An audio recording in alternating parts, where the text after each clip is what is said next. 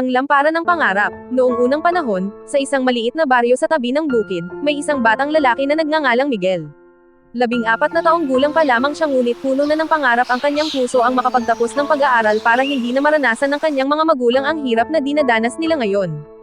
Ang ina ni Miguel na si Aling Rosa ay isang labandere sa malapit na bayan. Bumibisita siya sa mga bahay ng mayayaman tuwing umaga hanggang gabi para labhan at plantsahin ang kanilang mga damit. Ang kanyang ama naman na si Mang Juan ay magsasaka, umaasa sa ani ng kanilang maliit na taniman ng palay at gulay para may makain sila araw-araw. Dahil sa kahirapan, hindi nila kayang bilhin ang mga bagong kagamitan pang-eskwela para kay Miguel.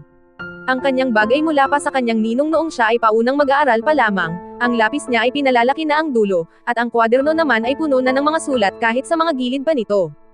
Ngunit ang pinakamalaking hamon para kay Miguel ay ang paggawa ng takdang aralin tuwing gabi.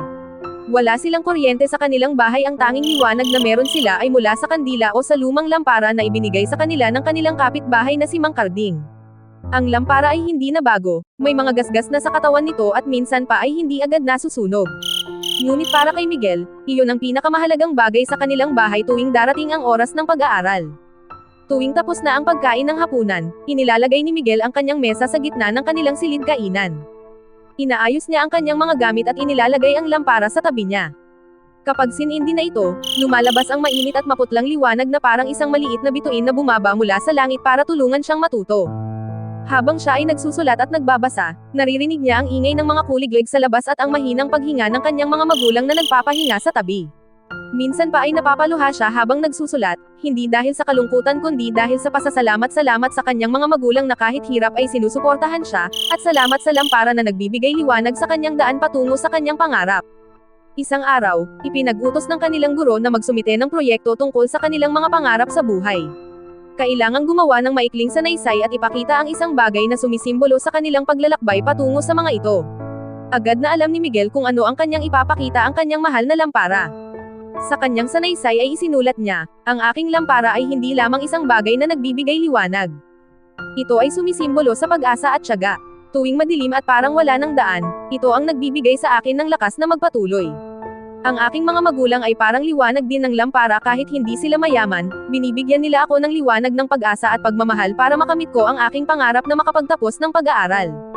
Gusto kong makapagtapos para maibigay ko rin sa kanila ang liwanag ng magandang buhay. Nang ipakita niya ang kanyang proyekto sa klase, lahat ay humanga sa kanyang mensahe. Ang kanilang guro na si Ginang Santos ay napaiyak sa damdamin ng binata. Pagkatapos ng araw na iyon, ipinagkwento ni Ginang Santos ang kwento ni Miguel sa ibang guro at sa ilang mga magulang ng mga estudyante. Hindi nagtagal ay dumating ang mga tulong, may nagbigay ng bagong gamit pang eskwela, may nag-alok ng libre na pagtuturo tuwing weekend, at may isang mabait na negosyante na nag-alok na magbigay ng kuryente sa kanilang bahay para hindi na siya mahirapan sa pag-aaral tuwing gabi. Ngunit kahit na may kuryente na sila at may bagong ilaw na sa kanilang bahay, hindi pa rin itinapon ni Miguel ang kanyang lumang lampara.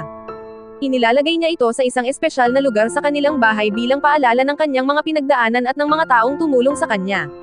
Patuloy pa rin siyang nagsisikap sa pag-aaral, alam niyang marami pang hamon na darating pero handa na siya dahil alam niya na mayroon siyang liwanag na gagabay sa kanya mula sa kanyang mga magulang, mula sa kanyang mga tagapag-alaga, at mula sa kanyang lumang kaibigan na ang pangalan ay Lampara. Sa paglipas ng mga taon, natupad ni Miguel ang kanyang pangarap. Nakapagtapos siya ng kolehiyo at naging guro sa kanilang baryo. Itinayo niya pa ang isang maliit na silid-aralan sa tabi ng kanilang bahay para turuan ang mga batang hindi kayang pumasok sa paaralan. Tuwing gabi, kapag siya ay nagtuturo at nagtutulong sa mga bata na gumawa ng kanilang takdang aralin, isinisindi niya ang kanyang lumang lampara para ipakita sa mga bata na kahit gaano pa karaming dilim ang harapin, laging may liwanag na makakatulong sa kanila na makamit ang kanilang mga pangarap. Ang moral ng kwento ay, hindi hadlang ang kahirapan para makamit ang mga pangarap sa pamamagitan ng tiyaga, sipag, at pagpapahalaga sa pag-aaral, maaaring malampasan ang mga hamon ng buhay.